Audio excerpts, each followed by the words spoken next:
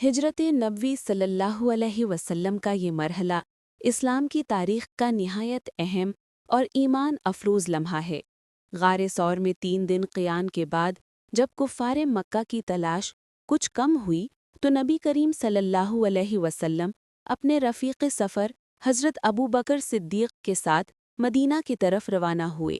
ایک نہایت عقل مند اور تجربہ کار رہنما عبداللہ بن اریقط کو راستہ دکھانے کے لیے ساتھ لیا۔ اگرچہ وہ اس وقت ایمان نہیں لائے تھے مگر نہایت امانت دار شخص تھے۔ نبی صلی اللہ علیہ وسلم اور حضرت ابو بکر رضی اللہ نے عام راستے کے بجائے سمندری یعنی ساحلی راستہ اختیار کیا تاکہ کفار کے تعاقب سے محفوظ رہ سکیں۔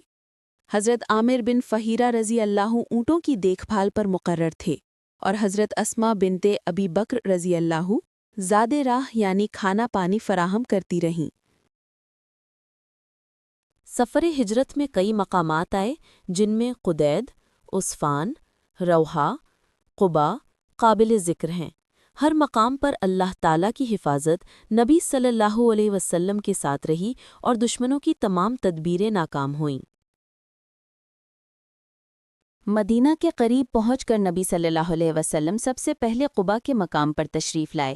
یہاں نبی صلی اللہ علیہ وسلم نے قبا کی مسجد کی بنیاد رکھی جو اسلام کی سب سے پہلی مسجد ہے۔ نبی صلی اللہ علیہ وسلم نے یہاں تقریباً 4 دن قیام فرمایا، یعنی پیر سے جمعرات تک، اور جمعے کے دن مدینہ کی طرف روانہ ہوئے۔ جب مدینہ والوں کو خبر ملی کہ رسول اللہ صلی اللہ علیہ وسلم تشریف لا رہے ہیں تو وہ ہر روز شہر سے باہر آ کر انتظار کرتے۔ جب نبی صلی اللہ علیہ وسلم کا قافلہ نظر آیا تو خوشی کی لہریں دوڑ گئیں۔ بچے، بوڑھے، عورتیں سب نبی صلی اللہ علیہ وسلم کے استقبال کے لیے نکل آئے۔ مدینہ کی گلیاں نعرہ تکبیر سے گونج اٹھیں، جاء النبیُّ، جاء رسول اللہ، یعنی نبی آ گئے، اللہ کے رسول صلی اللہ علیہ وسلم آ گئے۔ جب نبی صلی اللہ علیہ وسلم مدینہ میں داخل ہوئے تو انصار کی بچیاں دف بجا کر یہ اشعار پڑھتی تھیں: طلع البدر علینا من ثنیات الوداع وجب الشکر علینا ما دعا للہ داعی۔ ترجمہ: ہمارے اوپر 14ویں رات کا چاند طلوع ہوا ثنیات الوداع کی طرف سے، ہم پر لازم ہو گیا شکر ادا کرنا جب تک کوئی اللہ کی طرف بلانے والا موجود ہے۔